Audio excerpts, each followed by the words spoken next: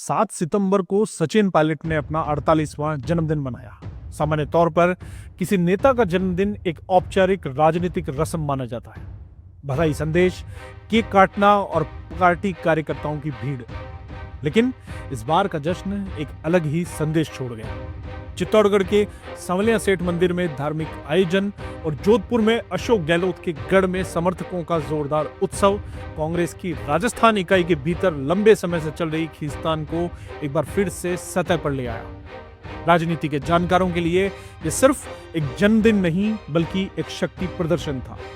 Pilot ने यह दिखा दिया कि गहलोत के राजनीतिक किले में भी उनके समर्थक न केवल मौजूद हैं बल्कि दमदार तरीके से खड़े भी हैं। राजस्थान कांग्रेस की राजनीति बीते 10 सालों से दो ध्रुवों में बटी हुई है, जिनमें एक ओर अशोक गहलोत हैं तो दूसरी ओर सचिन पायलट हैं। यह प्रतिद्वंदिता महज महत्वाकांक्षा की नहीं बल्कि राजस्थान कांग्रेस संगठन की दिशा तय करने की लड़ाई रही है। दोनों के बीच तनाव की जड़ें 2013 की हार के बाद रखी जा सकती हैं। कांग्रेस को 2013 में मिली करारी पराजय के बाद आलाकमान ने राज्य की बागडोर नवनियुक्त प्रदेश अध्यक्ष के तौर पर सचिन पायलट को सौंपी। यह फैसला पायलट को नई ऊर्जा के साथ प्रदेश स्तर पर स्थापित करने वाला कदम था, और यही गहलोत के लिए असहज शुरुआत साबित हुआ। 2018 में विधानसभा चुनाव में कांग्रेस बहुमत में आई। तब आलाकमान के सामने दो चेहरे थे, अनुभवी गहलोत और युवा पायलट का। पायलट न केवल प्रदेश कांग्रेस अध्यक्ष थे बल्कि चुनाव प्रचार का चेहरा भी थे। उनकी मेहनत से कांग्रेस सत्ता में लौटी, लेकिन सीएम की कुर्सी पर बैठे अशोक गहलोत। पायलट को डिप्टी सीएम और प्रदेश अध्यक्ष का पद देकर संतुलन साधने की कोशिश हुई, पर यही वह बिंदु था जहां से टकराव की नींव पड़ी। गहलोत और पायलट की जंग का सबसे विस्फोटक अध्याय रहा मानेसर प्रकरण। जुलाई 2020 में पायलट अपने समर्थक विधायकों के साथ हरियाणा के मानेसर के एक होटल में डेरा डालते हैं। तर्क दिया गया, गहलोत सरकार में उनकी अपेक्षा और अपमान। गहलोत ने पायलट पर विधायकों को तोड़ने और भाजपा से सांठगांठ का आरोप लगाया। पायलट ने पलटवार किया कि वे अपनी ही पार्टी में सम्मान के लिए लड़ रहे हैं, न कि किसी पद के लिए। यह प्रकरण कांग्रेस के लिए संकट मोचन साबित हो सकता था, मगर पार्टी ने सही ढंग से सुलह नहीं करवाई। लेकिन गहलोत ने अपनी पुरानी राजनीतिक चतुराई से पायलट कैंप को हाशिए पर डाल दिया। पायलट डिप्टी सीएम और प्रदेश अध्यक्ष दोनों पद से हटा दिए गए।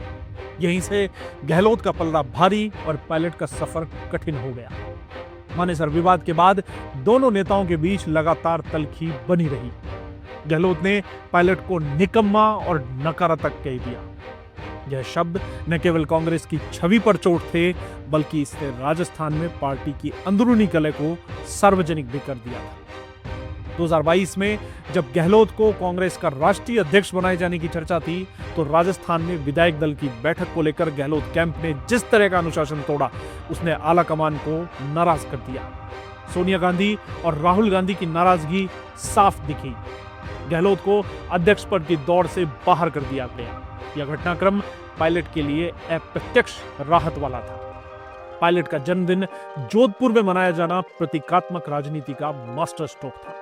जोधपुर न केवल गहलोत का गढ़ है बल्कि उनकी राजनीतिक विरासत का केंद्र भी है। वहां पायलट समर्थकों की सक्रियता यह संदेश देती है कि गहलोत अब अपने ही किले में असुरक्षित महसूस करने लगे। चित्तौड़गढ़ का धार्मिक आयोजन यूं ही नहीं चुना गया। भाजपा का गढ़ माने जाने वाले इस इलाके में पायलट ने धार्मिक आस्था के सहारे अपनी स्वीकार्यता बढ़ाने की कोशिश की। यह गहलोत पर सीधा दबाव है कि पायलट का प्रभाव केवल कांग्रेस कार्यकर्ताओं तक सीमित नहीं है बल्कि आम जनता के बीच भी फैल रहा है। गहलोत की सबसे बड़ी ताकत हमेशा गांधी परिवार का विश्वास रही है, लेकिन पिछले कुछ वर्षों में यह विश्वास कमजोर हुआ है। जैसे 2022 का अध्यक्ष प्रकरण, राजस्थान संकट में बार बार अनुशासनहीनता, भाजपा को रोकने की बजाय आंतरिक झगड़ों में उलझे रहना, इन सब ने गहलोत की विश्वसनीयता को झटका दिया। हाईकमान अब गहलोत को पुराना अनुभवी लेकिन विवादित चेहरा मानता है। इसके उलट पायलट युवा चेहरा है, साफ छवि रखते हैं और राष्ट्रीय स्तर पर उन्हें भविष्य के नेता के रूप में देखा जाता है। अगर कांग्रेस आलाकमान पायलट को खुला समर्थन देता है तो 2028 के विधानसभा चुनाव तक वे प्रदेश की राजनीति के केंद्र में आ सकते हैं। वैसे यहां यह जानना भी जरूरी है कि गहलोत का पलड़ा अब तक भारी क्यों रहा। तो इसके पीछे अहम वजह है। गहलोत की राजनीति की खासियत उनकी जमीनी पकड़ और रणनीतिक चालें रही है। विधायकों पर उनकी पकड़ पायलट से कहीं ज्यादा रही है। संगठन और सत्ता तंत्र का इस्तेमाल कर विरोधियों को हाशिए पर डालना और संकट की घड़ी में नंबर्स जुटाने में उनमें अद्भुत क्षमता है। मानेसर विवाद में भी यही देखा गया था। गहलोत ने विधायकों की गिनती अपने पक्ष में बनाए रखी और पायलट को अलग थलग कर दिया था। लेकिन राजनीति हमेशा स्थायी समीकरणों पर नहीं चलती है। गहलोत की उम्र, आलाकमान की बढ़ती दूरी और लगातार विवादों में उलझना अब उनकी कमजोरी बन रहा है। पायलट का जन्मदिन सिर्फ एक जश्न नहीं था। यह आलाकमान से जनता तक को संदेश था कि वे सिर्फ एक उम्मीद नहीं बल्कि वास्तविक ताकत है।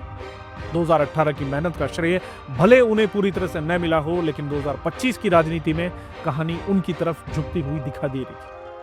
राजनीतिक पर्यवेक्षक मानते हैं कि राजस्थान कांग्रेस के भविष्य में पायलट का पलड़ा न केवल आज मजबूत लग रहा है बल्कि आने वाले वर्षों तक गहलोत की तुलना में निर्णायक साबित हो सकता है।